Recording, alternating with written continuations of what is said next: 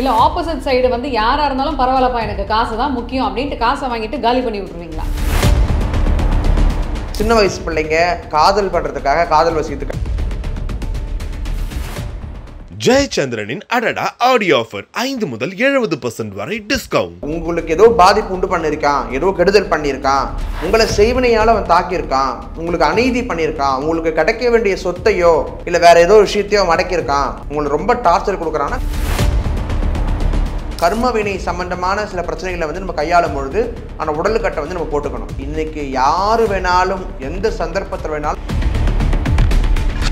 மாந்திரிகத்தில் நல்ல விஷயங்களை ரொம்ப கஷ்டப்பட்டு பண்ணணும். பண்ணால் அதை பழிக்குமான்னு கேட்டால் 80% தான். ஆனால் இந்த கெட்ட விஷயத்துக்கு நிர்வாண பூஜைக்கு வந்து சக்தி அதிகம். திகம்பரராக இருந்து செய்யக்கூடிய பூஜைக்கு வந்து சக்தி அதிகம். நானும் வந்து நிறைய நிர்வாண பூஜைகள் செய்வோம். ஏன் அப்படின்னா அம்மாவாசை அன்னைக்கு நான் ஒருத்தர் முடிவு பண்ணிட்டேன் ஒரு சில விஷயங்கள் அப்படின்னா நிர்வாணமாக உட்காந்து 6 மணி நேரம் பூஜையில் உட்காந்துன்னா Vivo V60 Zeiss Portrait ESO Pro. Witness brilliance unfold in every curve and move with all new Vivo V60. Book now. Mr. Gold Sunflower Oil. அளவிலும் தரத்திலும் no compromise. ஆன்மீக கிளிட்ஸ் நேயர்களுக்கு வணக்கம். பல ஜோதிடம் மற்றும் ஆன்மீகம் சார்ந்த விஷயங்களை நம்ம பேசிகிட்டு இருக்கோம். ஸோ அந்த வகையில் இன்னைக்கு நம்ம கூட ஸ்பெஷல் கெஸ்ட் இருக்காங்க.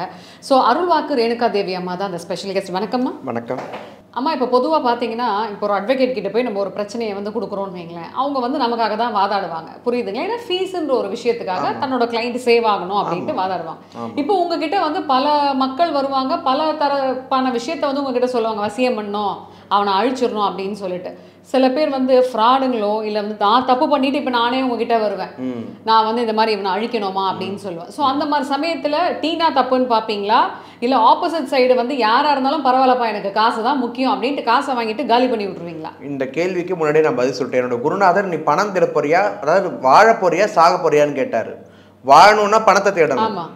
சாகாமல் இருக்கணும் அப்படின்னா அதுக்கு மருந்தையும் மருத்துவத்தையும் தேடணும், மாந்திரிகத்தையும் தேடணும்னு சொல்லி தான் எனக்கு பாடங்கள் கொடுத்தாரு. நான் என்ன சொல்ல வரேன் அப்படின்னா என்னுடைய பதிவுகள்லேயே நான் சொல்லுவேன் நிறைய பேருக்கு, சின்ன வயசு பிள்ளைங்க காதல் பண்ணுறதுக்காக காதல் வசிக்கிறதுக்காக வராதிங்க அப்படின்னு நான் சொல்லியிருக்கிறேன். நீ என்கிட்ட வரனா உன்னுடைய கர்மாவை எனக்கு படிக்க தெரியணும், நீ நல்லவனா கெட்டவனா என்னுடைய பார்வையில் தெரியணும். அப்படி தெரிஞ்சாதான் நான் மாந்திரிகன். உண்மையான மாந்திரிகன் ஒரு நல்லவனுக்கு துயரத்தையும் துன்பத்தையும் கொடுக்க மாட்டாங்க. நான் கண்டிப்பாக செய்ய மாட்டேன், நான் கண்டிப்பாக செய்ய மாட்டேன். உங்களுக்கு ஏதோ பாதிப்பு உண்டு பண்ணியிருக்கான், ஏதோ கெடுதல் பண்ணியிருக்கான், உங்களை செய்வினையால் அவன் தாக்கியிருக்கான், உங்களுக்கு அநீதி பண்ணியிருக்கான், உங்களுக்கு கிடைக்க வேண்டிய சொத்தையோ இல்லை வேற ஏதோ விஷயத்தையோ மடக்கியிருக்கான், உங்களுக்கு ரொம்ப டார்ச்சர் கொடுக்குறான்னா கண்டிப்பாக நான் பண்ணுவேன். சரிப்பா. இப்போ நீங்களும் எங்களை மாதிரியான மனுஷங்க தான், புரியுதுங்களா? இந்த காலத்தில் பார்த்தீங்கன்னா நல்லவன் கூட நார்மலாக இருந்துருவான், தப்பு பண்ணுறவன் தப்பு செய்கிறதெல்லாம் வந்து பார்த்தீங்கன்னா ரொம்ப நல்லவன் மாதிரி வேஷம் போடுவாங்க, சுகர் கோட்டட் வேர்ட்ஸ்லேயே பேசி ஏமாத்திடுவாங்க. எப்படி நீங்கள் உங்கள் முன்னாடி உட்காந்துருக்கவங்க கரெக்டான ஆள்னு எப்படி ஜட்ஜ் பண்ணுவீங்க? என்னுடைய மனம் வந்து எனக்கு தெய்வம். என் மனசு சொல்லிவிடும். ஒருத்தங்கிட்ட பேசும்போது இவன் வந்து கெட்டவன், இவன் இதுக்காக வந்திருக்கான், இந்த மாதிரி விஷயம் அவனுடைய தோரணையும் அவனுடைய பேச்சு பாவனையும் வந்து ஒரு பாதி அளவுக்கு எந்த மனுஷங்களும் காட்டி கொடுக்கும். நீங்கள் உங்ககிட்ட ஒருத்தர் லேடிஸ் கிட்ட வந்து ஒரு ஜென்ஸ் பேசும்போது அவன் எதுக்காக பேசுகிறான்னு நீங்கள் கெஸ் பண்ணுவீங்களா? பண்ண மாட்டீங்களா? சாதாரண மனுஷங்களால் உங்களாலே பண்ண முடியுது அப்படின்னா மாந்திரிகம் அப்படின்னு சொல்லி சில சாதனைகளை பண்ணி எங்கள் மனதை நாங்கள் கட்டுப்படுத்தி வச்சுருக்கோமே, எங்களால் கண்டுபிடிக்க முடியாமல் இருக்குமா? அவன் வந்தான் அப்படின்னா எதுக்கு வந்திருக்கான்றதை எங்களை கண்டுபிடிக்க முடியும். அவன் பக்கம் வந்து கர்மவினை எப்படி இருக்குன்னு பார்த்துட்டு அதுக்கு தகுந்தது போல நாங்கள் செய்து கொடுப்போம். கண்டிப்பாக செய்வேன். உங்களுக்கு பாதிப்பு இருந்தால் உங்களை காப்பாற்றுவேன். ஒருத்தன் நான் வான் பண்ணியும் திருப்பி திருப்பி பண்ணிகிட்டே இருக்கான் அப்படின்னா கண்டிப்பாக நான் அந்த மாறான ஒரு விஷயத்தை நான் கையாளுவேன். ஓகே. இப்போது உடல் ரீதியான பிரச்சனைகள் நான் நிறைய மாந்திரிகர்களை பார்க்குறேன் இல்லையா, ஏதாவது ஒரு உடல் ரீதியான பிரச்சனைகள் அவங்களுக்கு இருந்துட்டு தான் இருக்குது. கேட்டால் அவங்க என்ன சொல்லுவாங்கன்னா நாங்கள் இன்னொருத்தவங்களோட கர்மாவை வாங்கிக்கிறோம், இப்போ நீங்கள் சொன்ன மாதிரி. ஸோ இந்த மாதிரியான விஷயங்கள் ஈடுபடுறதுனால உங்களுக்கு எல்லாத்துக்குமே வந்து இந்த உடல் உபாதைகள் வருமா? கண்டிப்பாக எனக்கும் நிறைய உடல் உபாதைகள் வந்து இருக்குது, இப்போ வரைக்குமே இருக்குது. காரணம் என்ன அப்படின்னு பார்த்தீங்கன்னா சில விஷயங்களை நான் கையாள தவறிட்டேன். திக்பந்தனம் பண்ணுறது, உடல் கட்டு போட்டுக்கிறது, இந்த மாதிரி சில விஷயங்கள் வந்து உண்டு. அதெல்லாம் நான் சரிவர செய்யாமல் விட்டதுனால ஏற்படக்கூடிய பாதிப்பு தான் இந்த உடல் ரீதியான பாதிப்பு. சில பேருக்கு மாந்திரிகம் பண்ண தெரியும், தன்னை காத்துக்க தெரியாது, கட்டு போட்டுக்க தெரியாது. கட்டு போட்டுக்கிட்டா தான் நம்மளுக்கு அதுக்கு பாதிப்பு இருக்காது. அந்த கட்டை வந்து மந்திரம் ஜபிக்கிறதுக்கு முன்னாடி போடணுமா பின்னாடி போடணுமான்னு நிறைய விதிமுறைகள் இருக்குது. சில தேவதைகள் நம்ம கிட்ட வரணும்னா அந்த உடல்கட்டு இருக்கக்கூடாது. அப்போது ஒரு இந்த மாதிரி கர்ம வினை சம்பந்தமான சில பிரச்சனைகளை வந்து நம்ம கையாளும் பொழுது அந்த உடல்கட்டை வந்து நம்ம போட்டுக்கணும். மற்ற நேரத்தில் விட்டு அந்த உடல்கட்டிலேருந்து வெளியே இருக்கணும். இப்படி சில வழிமுறைகள் இருக்குது. இதை தான் சரியாக ஃபாலோ பண்ணோம் அப்படின்னா கண்டிப்பாக எந்த மாந்திரிகளும் உடல் அளவில் பாதிக்க மாட்டாங்க. ஓகேம்மா, இப்போ இன்னொரு ஒரு கேள்வி என்ன அப்படின்னு பார்த்தீங்கன்னா, பொதுவாக இப்போ வந்து ஒருத்தவங்க உங்ககிட்ட வந்து வசியம் பண்ணு அப்படின்னு சொல்லி உங்ககிட்ட வராங்கன்னு வைங்களேன். நீங்கள் வசியம் பண்ணக்கூடிய நபர் ஆப்போசிட் சைடு வந்து ஒரு கடவுள் பக்தி உள்ளவராக இருக்கலாம், இல்லை குலதெய்வத்தோட பயங்கர ஒரு கனெக்டோட இருக்கலாம். அவங்களுக்குலாம் வந்து இந்த சாமி ஈடுபாடுலாம் பயங்கரமாக இருக்கும். ஸோ அந்த மாதிரி சமயத்தில் வந்து நீங்கள் என்ன சித்து விளையாட்டு பண்ணாலுமே அவங்களுக்கு அது வந்து பலிக்காது. ஸோ அந்த மாதிரி சமயத்தில் நீங்கள் அதை விட இறங்கி வேறு ஏதாவது பவர்ஃபுல்லான பூஜையை செய்வீங்களா, இல்லை அதையும் மீறி அந்த கட்டை உடச்சி அவங்களுக்கு பண்ணிடுவீங்களா? முதல் விஷயமே அடுத்தவருக்கு நான் கெடுதல் பண்ணணும்னு முடிவு பண்ணிட்டேன் ஒரு மாந்திரிகரா அப்படின்னா, நான் கட்டக்கூடியது அந்த குலதெய்வத்தை தான். அந்த குலதெய்வத்தை கட்டி, கிராம தெய்வத்தை கட்டி, இறந்தவங்களை கட்டி அப்புறம் தான் ஒருத்தர் கெடுதல் செய்ய முடியும். எப்படி இதெல்லாம் உங்களுக்கு தெரியும்? அது சம்பந்தமான டீட்டெயில் அவங்க கொடுக்குறாங்கல்ல. இப்போ என்னோட எதிரி எனக்கு தெரியும், நல்லா தெரிஞ்சவன் தான் எதிரி, தெரியாதவன் எதிரியாக இருக்க முடியாதுல்ல. நம்மளுக்கு கூட பிறந்தவன், நம்மளுக்கு கூட இருக்கிறவன், நம்மளால் வாழ்ந்தவன், நம்ம தாய் தந்தை கூட, இன்னைக்கு தாய் தந்தை கூட வந்து எதிரி ஆயிடுறாங்க. பெத்த மகளுக்கு வந்து பொண்ணு தாய் வந்து செய்ய சொல்லி கேட்குறாங்க, லவ் பிரிக்கிறதுக்கா? ஆமாம், அந்த மாதிரி கேட்குறாங்க. பொண்ணு வந்து பணம் சம்பாரிச்சு கொடுத்துக்கிட்டே இருக்கணும், அப்படி பண்ணி கொடுங்க கேட்குறாங்க. இப்போது உதாரணமாக வந்து பொம்பளை பிள்ளை வந்து ஒரு 3 லட்சம் சம்பாதிக்குதுன்னு வச்சுக்கோங்க. மாதம் 1 லட்சம் வருமானம் வரா மாதிரி ஏதோ வேலை பார்க்குது. கல்யாணம் பண்ணிட்டு போயிடுது. அந்த வருமானம் அங்கே வரல. புள்ளை பத்துக்கிறதுக்காக வீட்டில் வருது. புள்ளை பத்துக்கிறதுக்கு வந்த பொண்ணு வீட்டோட தான் இருக்குது, திரும்பி மாமியார் வீட்டுக்கு போவே இல்லை. எப்படியாவது இந்த மகளை கட்டுப்படுத்தி வச்சுருந்துருக்குறாங்க. இது வந்து ஒரு கேஸில், என்னோட கேஸில் நான் பார்த்த விஷயம். நேரங்கள்லாம் பொண்ணாட்டிய புள்ளை பத்துக்கு அனுப்ப மாட்டாங்கன்னு நினைக்கிறேன். இல்லை அப்படி இல்லை. என்னுடைய கேஸில் புள்ளை பத்துக்க போன பொண்ணு ஏண்டா வரலன்னு பார்க்க போகும்போது பிரசன்னத்தில் பார்க்கும்போது தெரியுது, அவங்க வீட்டில் அந்த அம்மாவே வந்து மருந்து போட்டு பொண்ணை வந்து கணவன் கூட வாழாத அளவுக்கு பிரித்து வச்சுருக்கிறாங்க. என்னடா காரணம் பார்த்தா அந்த வருமானம். இதை வந்து நாங்கள் எங்களுடைய கேஸில் வந்து கண்டுபிடிச்சோம், எங்களுடைய பூஜை முறையில். அப்போது இந்த மாதிரி இன்னைக்கு யார் வேணாலும் எந்த சந்தர்ப்பத்தில் வேணாலும் எதிரியாகலாம். ஆனால் உங்களை நல்லா தெரிஞ்சவன், உங்களுக்கு நல்லா தெரிஞ்சவன் தான் உங்களுக்கு எதிரி. அதை மட்டும் மனசில் வச்சுக்கோங்க. அப்போ இதுலேருந்து என்ன தெரியுதுன்னா, நமக்கு ஏதாவது ஒரு தப்பு பண்ணுறதா இருக்கட்டும், வசியம் இல்லை மந்திரம் பண்ணுறவங்க எல்லாமே நம்ம கூட இருக்கிறவங்க தானா? ஆமாம், கண்டிப்பாக. இப்போது உதாரணமாக இதெல்லாம் நான் பேசுகிறதுனால நிறைய ஒரு பேட் கமெண்ட்ஸ் கூட வரும். ஏன்னா இந்த நான் என்னமோ பண்ணிட்டா மாதிரியும் கொலை பண்ணிட்டா மாதிரியும் சில பேர் நினச்சிக்கிட்டு என்னை திட்ட ஆரம்பிச்சிருவாங்க. உண்மையாலுமே நான் சொல்கிறேங்க, இன்றைக்கி வந்து மாந்திரிகம் வந்து ஒரு மோசமான விஷயம். அது ஏன் சரிம்மா அப்படி பார்க்கப்படுது? மாந்திரிகத்தில் நல்ல விஷயங்களை ரொம்ப கஷ்டப்பட்டு பண்ணணும். பண்ணால் அதை பழிக்குமான்னு கேட்டால் 80% தான் கேரண்டியே நான் கொடுக்க முடியும். ஆனால் இந்த கெட்ட விஷயம் இருக்குது பாருங்கள், மாந்திரிகத்தை முழுசாக கற்றுக்காதவங்க கூட செஞ்சானா தூக்கிடும். பலி கொடுக்குறான் இல்லையா, அந்த ரத்தம் கொடுக்குறான் இல்லையா, அந்த ரத்தம் வந்து அங்கே பேசும். அது செய்ய தெரியாதவன் செய்தால் கூட கெட்டதை அவன் போய் அவனுக்கு பாதிச்சிடும். சில முறைகள் இந்த செய்வினையில் வந்து பேரை தலைக்கீழே போடணும், யாருடைய மகன் அப்படின்றத போடணும், அதை ஒரு பதுமையில் வைக்கணும், அதுக்கு சில முறைகளை வந்து கையாண்டு கருக்க வைக்கணும். எனக்கு இப்போ நான் குறி சொல்கிறது ஒரு தொழிலாக வச்சுருக்கிறேங்க, எனக்கு எதிராக ஒரு குறிமேடை இருக்குது அப்படின்னா அவங்ககிட்ட இருக்கிற வேலையால் பிடிச்சி அந்த குறி விளக்கு தான் ரொம்ப முக்கியமான விஷயம். குறி மேடையில் வந்து ஒரு விளக்கு அப்படின்றது ஒரு முக்கியமான விஷயம். ஒரு பிணக்கருமை நான் வச்சுருக்கிறேன்னு வச்சுக்கோங்க. அந்த மைய ஒரு பிணக்கருமை, சத்ருமை கருமைன்னு சொல்லுவாங்க. இந்த மாதிரி வசியம்லாம் சில விஷயங்களில் வந்து சத்ரு பாடம்னு ஒன்று இருக்குது, ரொம்ப மோசமான விஷயம். அந்த மையை வச்சுருக்கிறேன். அந்த மையை கையில் கொடுத்து அந்த விளக்கில் போய் தள்ளிட்டு வந்துடுற அடியில் அப்படின்னு கண்டுபிடிக்க முடியுமா? முடியவே முடியாது. இந்த அளவுக்கு செய்யணும்னா இதுக்கு பின்னாடி என் வாழ்க்கையில் பாதி நாட்கள் நான் செலவிட்டுருக்கணும். சும்மா கிடையாது மாந்திரிகம்னா. அதை இன்னைக்கு செய்கிறதுக்கு ஆளும் கிடையாது, செய்து கொடுக்கறதுக்கு ஆளும் கிடையாது. ஆமா, இப்போ வாள் எடுத்தவன் வாளால் மடிவான்வாங்க. ஆமா, அப்படி பார்க்க போனா மாந்திரிகம்ன்றது இந்த காலத்துல எத்தனை பேர் ஒயிட் மேஜிக் பண்றாங்கன்னு நினைக்கிறீங்க? எல்லாம் பிளாக் மேஜிக் தான் பண்றாங்க. புரியுதுங்களா? சோ இந்த மாதிரியான விஷயங்களை பண்ற உங்க மாதிரியான ஆட்களுக்கு என்ன மாதிரியான ஆபத்து வரும்? கண்டிப்பாக நீங்கள் சொன்னீங்க இல்லையா, யானை பாகனுக்கு யானையால் தான் சாவு, பாம்பு பிடிக்கிறவனுக்கு பாம்பால் தான் சாவு, தூக்கயிறை தொட்டவனுக்கு தூக்கயிறால் தான் சாவு, மாந்திரிகத்தை தொட்டவனுக்கு மாந்திரிகத்தால் தான் மரணம். ஐயோ, அது சத்தியம். அதை வந்து மாறவே மாறாது. இன்னொரு ஒரு சந்தேகமா, அமாவாசை அப்படின்னாலே வந்து எதனால நிர்வாண பூஜை ஒரு சில பேர் பண்றாங்க? என்ன பவர் அப்படி கிடைக்கும்? அவங்க குருநாதர் அவங்களுக்கு கொடுத்த அது ஒரு பூஜை முறை, அவ்வளோதான். நிர்வாண பூஜைக்கு வந்து சக்தி அதிகம். திகம்பரராக இருந்து செய்யக்கூடிய பூஜைக்கு வந்து சக்தி அதிகம். நானும் வந்து நிறைய நிர்வாண பூஜைகள் செய்வோம். ஏன் அப்படின்னா அதுக்கு தான் வேல்யூ ஜாஸ்தி. இந்த ஆடை வந்து இப்போ வந்ததுங்க, ஆடை இல்லாத திருமேனி இருக்கணும். முதல்ல வந்து நம்ம உடலில் பார்க்குறோன்னா என்னோட பார்வை வந்து உடல் தான் பார்க்கும், அப்புறம் மனசை பார்க்கும், ஆடையை பார்க்காது. இன்றைக்கி ஆடையை வச்சு தான் மனுஷன் இட போடுறான். ஆடையை பார்த்தோன்னா நம்ம மயங்கிடுவோம். அமாவாசை அன்னைக்கு நான் ஒருத்தர் முடிவு பண்ணிட்டேன் ஒரு சில விஷயங்கள் அப்படின்னா நிர்வாணமாக உட்காந்து 6 மணி நேரம் பூஜையில் உட்காந்துன்னா முடிச்சிருவேன். இப்போ இன்னொன்று, இப்போ வசியம் பண்ணுவேன், ஒருத்தவங்களை காலி பண்ண முடியும் அப்படின்னு சொல்கிறீங்க இல்லையா?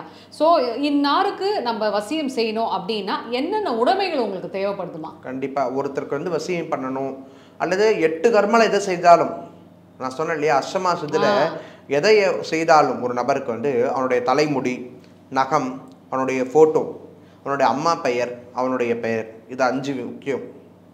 அப்படி இல்லைன்னா பேர், அம்மா பேர், ஃபோட்டோ வச்சு பண்ணலாம். இது பண்ண முடியும். இது இங்கே இருக்கன்னு இல்லை, பக்கத்தில் இருந்தாலும் சரி, கடல் கடந்து வெளிநாட்டில் இருந்தாலும் சரி, வேறு லோகத்தில் இருந்தாலும் வசியம் பண்ண முடியும். ஏன்னா நாங்கள் வந்து தேவர்கள் வசியம் பண்ணுறது வேறு லோகம் தானே. கடவுள் எங்கே இருக்கார்?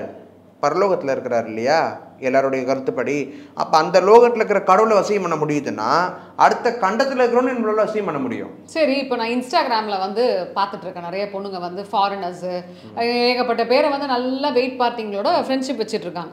இப்போ ஒரு பெண்ணு வந்து அந்த இன்ஸ்டாகிராமில் இருக்கக்கூடிய ஒரு உதாரணத்துக்கு ஒரு ஹாங்காங்கில் இருக்கக்கூடிய ஒரு நபரை வந்து வசியம் செய்யணும் அப்படின்னா என்ன பண்ணுவீங்க? கண்டிப்பாக நான் பண்ணித்தர மாட்டேம்மா. ஏன் அப்படின்னா நான் வந்து சொல்கிறேன், உடல் அளவில் இணைந்து கணவன் மனைவியாக வாழ்ந்து மனதளவில் கலந்து இருந்தவருக்கு மட்டும்தான் நான் கற்ற வித்தை வந்து பயன்படணும். ஆனால் பண்ண முடியும், 100க்கு 100% பண்ண முடியும். அவங்கள பற்றின விவரங்கள் தெரிஞ்சது அப்படின்னா கண்டிப்பாக விதிவிலக்கு கிடையாது, விதிவிலக்கே கிடையாது. சரி, இப்படி நீங்கள் இங்கேருந்து ஹாங்காங்கில் ஒருத்தவங்களுக்கு வந்து நீங்கள் வசியம் பண்ணியிருந்தீங்கன்னா அவங்களுக்கு என்ன மாதிரியான மாற்றங்கள் தெரியும், அது எத்தனை நாளில் தெரியும்? முதல்ல அவங்கள வந்து மைண்ட் ரீதியாக வந்து ஒரு லாக் சிஸ்டமில் உட்கார வச்சிடும். மைண்ட் லாக் சிஸ்டம் அதான் முதல்ல அவங்க மனசை வந்து கட்டுப்படுத்துறது. அவங்களால எந்த விதமான செயலையும் செய்யாத அளவுக்கு ஒரு மனநிலை பாதிக்கப்பட்டவங்களோட முதல் ஸ்டேஜ் என்னவோ அந்த ரேஞ்சில் அவங்க கொண்டு வரும். அப்புறம் பார்த்தீங்கன்னா அவங்களுடைய மனசை முடிவெடுக்க திறன் அதை வந்து கட் பண்ணிடும். அதுக்கப்புறம் ரொம்ப குழம்பிய நிலையில் எதனால் நம்ம வாழ்க்கையை பாதிக்கப்பட்டதோ, இப்போ உதாரணமாக என் கணவனால் எனக்கு நிறைய பிரச்சனைங்க, அவர் விட்டு நான் பிரிஞ்சிருக்கிறேன், இப்போ அவர் சேர நினச்சி பூஜை பண்ணியிருக்காருன்னா கணவனுடைய நினைப்பை அந்த பெண்ணுக்கு வர வைக்கும். இதே தத்துவத்தில் தான் வசிய மருந்து செயல்படுது. உதாரணமாக பெண்கள் கர்ப்பவதியான காலத்தில் ஆண்கள் மேலே அதிகமாக, அதாவது கணவன் மேலே ஆசை ரொம்ப இருக்குன்னுவாங்க. கேள்விப்பட்டிருக்கீங்களா? மனைவி மாசமாக இருந்தால் கணவன் கூடவே இருக்கணும்னு நினைப்பாங்க. ஒரு இன்னும் இன்டிமசி அதிகமாக. ஏன் அப்படின்னா அந்த ஆணுடைய ரத்தம் அந்த பெண் வயிற்றில் இருக்குது. இதே தான் ஒரு இன்னொருத்தரோட அழுக்கையோ ரத்தத்தையோ, அந்த மாதவிடாய் ரத்தத்தையோ ஒரு பெண் சம்பந்தப்பட்ட அழுக்கையோ ஆணுடைய உடலில் தங்க வைக்கிறது தான் வசிய மருந்து. இதே பெண்ணுடைய உடலில் தங்க வைக்கிறது வசிய மருந்து. இப்போ நான் உங்களுக்கு வசிய மருந்து கொடுக்க போகிறேன்னா என் உடம்புல இருந்து அழுக்கு எடுப்பேன். சில குறிப்பிட்ட இடங்களில் இருக்கக்கூடிய அழுக்கு, இந்த மாதிரி ரத்தம், இதெல்லாம் எடுத்து கலந்து கொடுத்தோன்னா அடிமையாயிடுவாங்க. எதில் கலந்து கொடுப்பீங்க? வசிய மருந்தில், மூலிகையில். இது ரொம்ப பெருசாக கையாள வேண்டாங்க. அதிமதுரம், வசம்பு, வெள்ளருக்கு கூட இன்னொரு பொருள் மறைச்சிட்டேன். அதான் ட்ரிக்கு. ஆமாம், மறைச்சிட்டேன். அது கூட சேர்ந்து ரத்தத்தை கலந்து இனிப்பான தின்பண்டங்கள் ஆண்களுக்கு பெண்கள் கொடுத்தாங்கன்னா அந்த பெண்ணுக்கு ஆண் அடிமை. ஆனால் இது செய்யக்கூடிய ஒரு முறை இருக்கு பாருங்க, அதுதான் மாந்திரிக முறை. ஓகே, இது எத்தனை நாள்? ஓகே, இன்னைக்கு நம்ம நேர்மையாகவே பேசுவோமே. இப்போ ஒரு கணவர் வந்து தன்னோட மனைவிக்குள்ள கட்டுப்பாடாக இருக்கணும் அப்படின்னா அந்த மாதிரி வசியத்தை நீங்கள் பண்ணி கொடுத்துறீங்க. கணவனும் வந்து வசியம் ஆயிடுறான்னு வைங்க அந்த மனைவிக்கு. அது வந்து பெர்மனண்ட்டாக அது அப்படியே இருக்குமா, இல்லை ஒரு குறுகிய காலம் வரைக்கும் தான்? நான் செய்கிறது 6 வருஷம் கேரண்டி. நான் செய்கிறது பழிக்கிறதுக்கு குறைஞ்ச 2 மாதம் ஆகும். உடனேலாம் பழிக்காது. பழிக்கல, 2 மாதம் ஆகும் பழிக்கல. அதுக்கு அடுத்து முயற்சி பண்ணணும். அடுத்த முயற்சி ஒரு அரிசியில் மந்திரம் பண்ண முடியும், ஒரே ஒரு அரிசியில் மந்திரம் பண்ணி கொடுக்க முடியும். அதுக்கெல்லாம் வழி இருக்குது. அந்த மாதிரி மாந்திரிகள்லாம் இன்றைக்கி இருக்கிறாங்க, கற்றுருக்குறாங்க நிறைய பேர். என் குருநாதர்லாம் வந்து பார்த்தீங்கன்னா ஆச்சரியப்படுவீங்க, அப்படிலாம் வாழ்ந்துட்டு போனாங்க.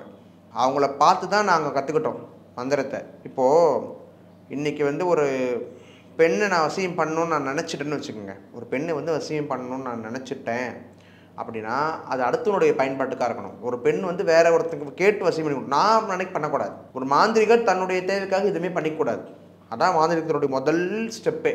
அதை முதல்ல தெரிஞ்சுக்கணும். அதே சமயம் நம்ம நினச்சிட்டோன்னா காரியத்தை முடிச்சு கொடுத்துடணும். எனக்கு வசியம் பண்ணி கொடுங்க இந்த பொண்ணை அப்படின்னா வேற மாதிரி ரூட்டில் போயிட்டு அந்த பொண்ணை உட்கார வச்சிட முடியும். 3 நாள் உட்கார வச்சிடலாம், பைத்தியமே பிடிக்க வச்சிடலாம். இப்படி எல்லாம் வசிய பூஜை முறைகள் இருக்கிறது. ஆனால் இது கையாளணும் ரொம்ப கஷ்டங்க. இப்போது நீங்கள் ஒரு வார்த்தை சொன்னீங்கல்ல, மனநல பாதிக்கப்பட்டவங்க அப்படி. பொதுவாக இந்த மாதிரியான அமாவாசை சமயத்தில் பார்த்தீங்கன்னா இந்த மாதிரி மனம் சார்ந்த பாதிப்பு உள்ள மக்கள்லாம் ஒரு மாதிரி அக்ரெசிவாக இருப்பாங்க. ஜோக்கு கூட நிறைய வரும், ஆனால் கேட்க கஷ்டமாக இருக்கும். அமாவாசை அப்பா அந்த சைடெலாம் போயிடாத, ஏர்வாடி பக்கம் போயிடாத, இல்லை ஒரு மாதிரி மென்டல் ஆகிடுவானுங்க அப்படின்லாம் சொல்லுவாங்க. இது ஏமா அந்த மாதிரி? இப்போ சொல்லுவாங்க, முக்கூட்டு பக்கம் போகாதடா அம்மாவாசைடா அப்படின்னு சொல்லுவாங்க. அவங்க சுற்றி போடுறாங்க போகாதடான்னுவாங்க. இதெல்லாம் எதுக்கு அப்படின்னா, அந்த தேவதைகளுடைய தாக்கம் அன்றைய நாள் அதிகமாக இருக்கும். இப்போது ஒரு பொண்ணு நீங்கள் சொன்ன மாதிரி மனநிலை பாதிக்கப்பட்டு வந்துடுச்சு, ஒரு ஆணோ பெண்ணோ வந்துட்டாங்க அப்படின்னா, ஏதோ ஒரு துஷ்ட சக்தியால் அவங்க பாதிக்கப்பட்டிருக்கிறாங்க. அதுக்கு பரிகாரம் அன்றைய நாளில் வைப்பாங்க. அப்போ என்ன செய்வாங்க அப்படின்னா, உங்களுக்கு ஒரு பேய் பிடிச்சிருக்குன்னு வச்சுக்கோங்க, உங்களை ஒரு சில சக்கரங்களில் உட்கார வச்சு அதுக்கான மூலிகைகளை வச்சு மந்திர ஜபத்தை பண்ணி உச்சாரணம் பண்ணி பூஜை பண்ணும் பொழுது அந்த ஆத்மாவிலேருந்து அந்த ஆத்மா வெளியேறும், அந்த உடல்லேருந்து அந்த தீய சக்தி வெளியேறும். நாங்கள் வச்சுருப்போம், அதுக்கு என்ன தேவையோ உங்கள் படையில் வச்சுருப்போம், ரத்தமோ கறியோ சாராயமோ சுருட்டோ என்னமோ அது வச்சுருப்போம். அதை சாப்பிட்றதுக்காக இறங்கும் பொழுது அதுக்கிட்ட ஒரு பரஸ்பரம் பேசி அதை கட்டுப்படுத்தி அதை ஒரு சமாதி பண்ணி நீருக்குள்ளே வச்சுருவோம். நீருக்குள்ளே தண்ணிக்குள்ளே வச்சுருவோம். தண்ணிக்குள்ளே இல்லை பஞ்சபூதத்துக்குள்ளே வைக்கும்போது மட்டும்தான் அதால் செயல்பட முடியாது. இப்போ நீங்கள் சொன்னதை வச்சு எனக்கு ஒரு விஷயம் ஞாபகத்துக்கு வருது. அமாவாசை அப்படின்ற போது பார்த்தீங்கன்னா தர்கா பயங்கர ஃபேமஸ். உதாரணத்துக்கு சொல்லணும்னா கோவலம் தர்கா அப்படின்னு சொல்லலாம். அங்கே இந்த பேய் பிடிச்சவங்க, பில்லி சூனியத்தால் தாக்கப்பட்டவங்க, ஏவல் விட்டவங்கெல்லாம் பார்த்தீங்கன்னா இந்த கொடிக்கம்பம் இருக்குல்லம்மா, அந்த கொடிக்கம்பத்தாண்ட சுற்றி சுற்றி பயங்கரமாக கத்திக்கிட்டு இருப்பாங்க. ஒரு சில பேர் பார்த்தீங்கன்னா ஆக்ரோஷமாக இருப்பாங்க. இப்போ நான் என்னை ஒரு ஆண் தள்ளி விட்டால் நான் விழுந்துடுறேன். ஆனால் நான் லைவாக பார்த்த ஒரு விஷயம் சொல்கிறேன். அந்த அமாவாசையில் ஒரு பெண் நிற்கிறா, என் வெயிட்டு தான் இருக்கும், 6 பேர் சேர்ந்து அந்த பெண்ணை உள்ளே தள்ளுறாங்கம்மா, தர்காக்குள்ளே வரமாட்டேங்குது, அடித்து தூக்கிட்டு வந்தாங்க. அது எப்படி அந்த மாதிரி? அதாவது இதுக்கு ஆத்மாவுடைய தத்துவத்தை நம்ம தெரிஞ்சுக்கணும். முதல் விஷயம், அமாவாசையில் பேய் பிடிச்சவங்களுடைய சேஷ்டம் அதிகமாக இருக்கும், மனநிலை பாதிக்கப்பட்டவங்களுடைய சேஷ்டம் அதிகமாக இருக்கும். எனக்கு அமாவாசைடா அந்த பைத்தியத்தில் போகாதடா ரொம்ப பண்ணுண்டா அப்படின்னு சொல்லுவாங்க, கேள்விப்பட்டிருக்கிறீங்களா? பொதுவாக பொண்ணும் சரியில்லை அமாவாசை அன்னைக்கு ரொம்ப உக்கிரமாக இருப்பாங்க. இதெல்லாம் நம்ம வாழ்க்கையில் நடைமுறையில் பார்க்கக்கூடிய சில விஷயங்கள். காரணம் என்னென்னா, அந்த சக்திகளுடைய ஆற்றல் அதிகமாக இருக்கும். ஒருத்தருக்கு பேயால் லைட்டாக டச் பண்ணணும்னு நினச்சா கூட, நான் பேயாக இருக்கேன் டச் பண்ண நினச்சா கூட டச் பண்ண முடியாது. அது இப்படி தான் டச் பண்ணோம், நம்மளுக்கு ஓங்கி அற விழும். அதனுடைய திறன், காற்றில் செயல்படக்கூடிய திறன் அவ்வளோ தாக்கம், நமக்கு டிஸ்டன்ஸ் நிறைய. நம்மளுக்கும் நம்ம பார்க்குற டிஸ்டன்ஸும் பேயோட பார்வையோட டிஸ்டன்ஸ் வேறு. ஸோ நம்மளை தொடர் நினச்சா கூட தள்ளிவிடும். ஃபோர்ஸபுளாக பண்ணால் தான் அதனால் டச் பண்ண முடியும். நான் இப்படி பிடிக்கிறதுக்கும் ஓங்கி அடிக்கிறதுக்கும் உள்ள வித்தியாசம். நம்ம தொடர்றது தொடருது, ஆனால் பேய்க்கு அடிக்கிறது தான் தொடருது. இதை தெரிஞ்சுக்கணும். இதுதான் அப்போ ஒரு பெண்ணால் 10 கிலோ தூக்க முடியும்னா, பேய் பிடிச்ச நிலையில் பெண் 50 கிலோ தூக்குவா. அந்த அளவுக்கு ஆற்றல் மிகுந்து தன்னை மீறி, சில பேர் சொல்லுவாங்க பார்த்துறீங்களா, பயத்தில் வேகமாக ஓடுவான், டக்குன்னு உயரமாக எகிருவான். இதெல்லாம் தன்னுடைய மீறிய ஒரு செயல்கள், உடலை மீறிய ஒரு செயல்கள். அந்த செயல்கள் வெளிப்படும். இப்போது பித்ருக்களான நாள் அப்படின்னு சொன்னீங்க இல்லையா? இப்போ ஒரு கணவன் மனைவி ஒரு வீட்டில் இருக்காங்கன்னா, அமாவாசை வருதுன்னா கணவன் என்ன பண்ணுவார்னா, அவங்களோட அப்பா அம்மா தவறிட்டாங்கன்னா அவங்களுக்கு அந்த என்னென்ன பண்ணணுமோ அந்த சகல மரியாதையும் செய்வாங்க. ஆனால் அவங்க மனைவிக்கு அது மாதிரி யாராவது தவறிட்டாங்கன்னா செய்ய மாட்டாங்க. இது தவறு இல்லையாமா? தவறு அப்படின்னு சொல்ல முடியாது. ஏன்னா நம்முடைய சனாதனம் வகுத்து விட்ட ஒரு நீதியும் கூட. ஏன்னா சீதாதேவி தான் ராமரோட லேட்டர்னால தர்ப்பணம் பண்ணாங்க. மாமியாருக்கு கணவன் இல்லாத பட்சத்தில் மருமகள் தர்ப்பணம் பண்ண தகுதியானவள். தன்னுடைய தாய்க்கோ தந்தைக்கோ திருமணமான பெண் தர்ப்பணம் பண்ண தகுதியற்றவள். ஒரு சந்தேகம்மா, இதுல எனக்கே ஒரு மாற்று கருத்து இருக்கு. ஒரு வீட்டுல இப்ப ஒரு பொண்ணு தான் இருக்கான்னு வைங்க, அவங்க வீட்டுல அவங்க அப்பா இறந்துட்டாரு, அப்போ அந்த ஆத்மா என்ன பண்ணும்? அப்படியே அலையுமா? அப்ப அதுக்கு செய்ய வேண்டிய மரியாதை கண்டிப்பா இதுக்கு ஒரு பிராயச்சித்தம் உண்டு. காசியில போய் பண்ணலாம். காசியில போயிட்டீங்கன்னா தெரிஞ்சவங்களுக்கு, உறவு முறை அல்லாதவர்களுக்கு, நண்பர்களுக்கு கூட நம்ம தர்ப்பணம் பண்ணலாம், தப்பு கிடையாது. அங்கே மட்டும்தான் பண்ண முடியும், வேற எங்கேயும் பண்ண முடியாது. புரியுதுங்களா? மாத தர்ப்பணம் கொடுக்க முடியாது, கிரகண தர்ப்பணம் கொடுக்க முடியாது. இதெல்லாம் நம்ம செய்ய முடியாது. பெண்கள் செய்ய முடியாது, செய்யவும் கூடாது அப்படின்னு சாஸ்திரம் சொல்றது. நான் சொல்லலை, சாஸ்திரம் சொல்றது. சாஸ்திரம் சொல்றது தான் நம்ம ஃபாலோ பண்ணி ஆகணும். சில விஷயங்கள் அதுதான். மத ரீதியாகவே பார்க்க போட்டிங்கன்னா, அப்பா அம்மா திருமணமான பெண்ணுக்கு செத்துட்டாங்கன்னா 3 நாள் தான் தீட்டு, பையனுக்கு தான் 1 வருஷம் தீட்டு, பொண்ணுக்கு 3 நாள் தான். ஏன்னா பொண்ணுடைய குலதெய்வம் மாறிடுது, குலம் மாறி விடுகிறது, கோத்திரம் மாறி விடுகிறது, தாயின் பெயர் கூட மாறிடும். மாந்திரிகம் பண்ண அம்மா பேர் வேணும்னு சொன்னல, ஆனால் கல்யாண பொண்ணுக்கு பண்ண மாமியார் பேர் தான் பண்ண முடியும். இதுவும் மாறி போயிடும். இதெல்லாம் நம்ம தெரிஞ்சுக்கணும். இன்னொரு விஷயம் பார்த்தீங்கன்னா, இவ்வளோ விஷயத்த இன்னைக்கு ஃபாலோ பண்ணுறவங்க இருக்கிறாங்களான்னா கண்டிப்பாக இல்லை. மாந்திரிகத்தையும் சரி, நீங்கள் அமாவாசை தர்ப்பணம் எல்லாரும் கொடுக்குறான்னு நினைக்கிறீங்க? நிறைய பேர் கொடுக்குறது. அதே மாதிரி குலகாரைக்கு போய் பாருங்க, ஐயர் ஏதோ மந்திரம் சொல்கிறாரு, என்ன அர்த்தம்னே தெரியல, தண்ணியை ஊற்றுறோம், எள்ளை தெளிக்கிறோம், வந்துடுறோம். இவ்வளோதான் எல்லாருடைய ஒரு விஷயமா இன்னைக்கு ஏங்கிட்டு இருக்குது. ஃபாலோ பண்ணுறவங்க கூட கடமைக்காக தான் பண்ணுறான். அப்போ நீங்கள் என்ன சொல்ல வரீங்கன்னா, கல்யாணம் ஆயிடுச்சுன்னா அந்த பெண்ணுக்கு வந்து அவங்க வீட்டுக்கு கொடுக்கக்கூடாது, கணவரோட சார்ந்த விஷயத்துக்கு தான் பண்ணணும். ஆமாம் ஆமாம் கண்டிப்பாக. ஆனால் வழிபடலாம், அவங்களுக்காக தான தர்மங்கள் கொடுக்கலாம், அவங்களுக்காக மோட்ச தீபம் ஏற்றலாம், தர்ப்பணம் மட்டும் கொடுக்கக்கூடாது. ஸோ நிறைய விஷயங்கள் வந்து அமாவாசை அப்போ என்னென்ன பண்ணணும் அப்படின்னு சொன்னீங்க. மக்களுக்கு கண்டிப்பாக இந்த காணொளி வந்து பயனுள்ளதாக இருக்கும்னு நினைக்கிறேன். மீண்டும் வேற ஒரு பதிவில் வந்து வித்தியாசமான ஒரு சில கேள்விகளோடு உங்களை சந்திக்கிறோமா. மிக்க மகிழ்ச்சி, நன்றி. ஜெயச்சந்திரனின் அடடா ஆடியோ ஆஃபர் 5 முதல் 70% வரை discount. Vivo V60 Zeiss Portrait ESO Pro. Witness brilliance unfold in every curve and move with all new Vivo V60. Book now. Mister Gold sunflower oil அளவிலும் தரத்திலும் நோ காம்ப்ரமைஸ்.